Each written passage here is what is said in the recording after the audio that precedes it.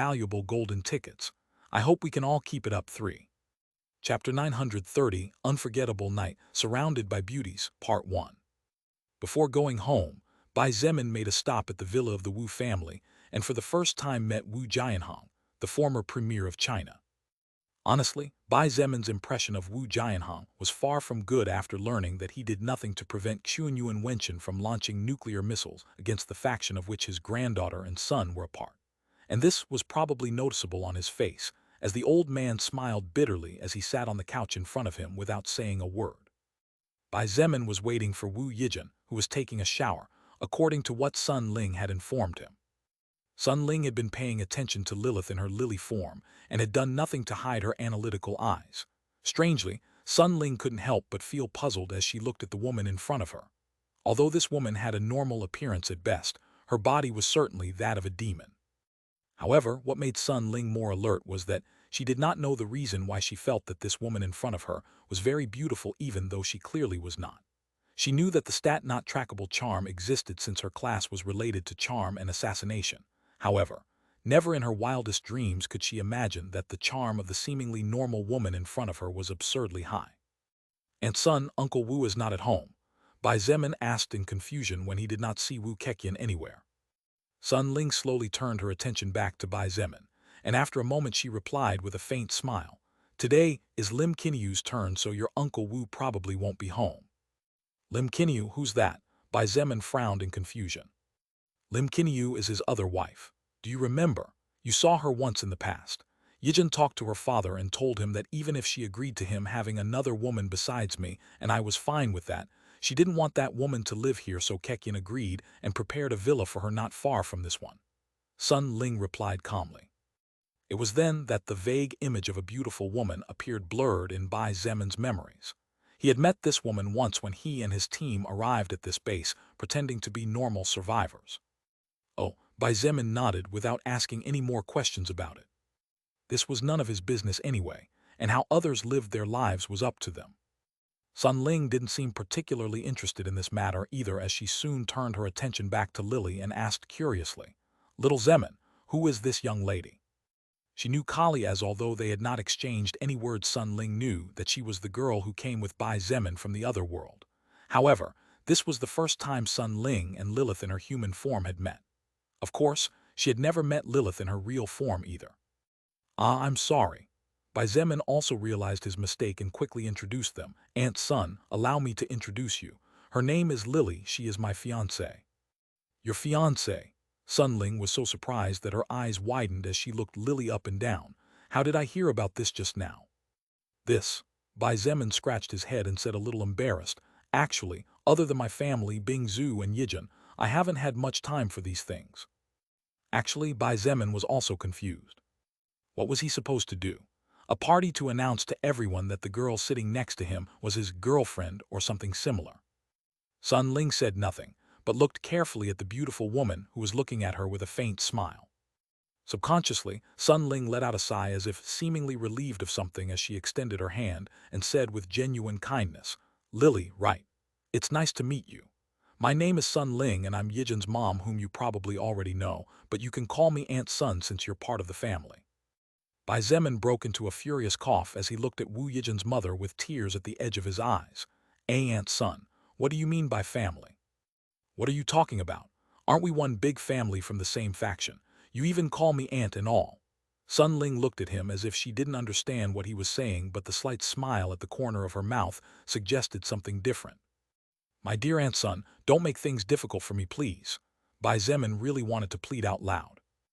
Lilith in her human form chuckled, and her eyes glistened strangely as she looked at Sun Ling. Wu Yijin's mother was most likely relieved to discover that she was normal, as Sun Ling was clearly vigilant of Shangyuan Bing Zhu in comparison. At the end of the day, for all those who did not know the truth, it was certain that Shangyuan Bing Zhu was undoubtedly the most outstanding woman of all, and with whom no other woman could compete, not even Wu Yijin. Lilith also extended her hand and gave the other party's hand a little squeeze as she said in a soft voice, "Zemin mentioned you to me, Aunt Sun. He said he would like to get to know you in more depth." "What?" Bai Zemin subconsciously raised his voice as he jumped to his feet. When in hell had he ever said such a thing?